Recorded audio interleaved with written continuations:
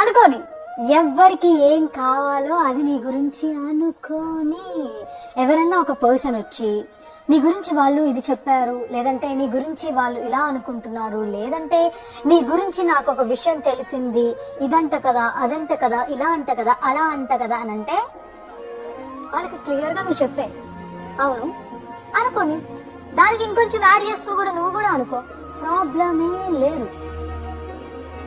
నిజం కాని దాని గురించి ఎవరు ఏమనుకుంటే ఎందుకు, అండ్ ఎవరో ఏదో అనుకుంటున్నారు అని చెప్పేసి ఎవరో వచ్చి నీకు చెప్తే వాళ్ళకి నువ్వు ఏంటో అని ప్రూవ్ చేసుకోవడానికి ఎందుకు నీ ఎనర్జీని వేస్ట్ చేస్తున్నావు, నీ టైంని వేస్ట్ చేస్తున్నావు, నిన్ను నువ్వు రైట్ అని ప్రూవ్ చేసుకోవడానికి ట్రై చేస్తున్నావు.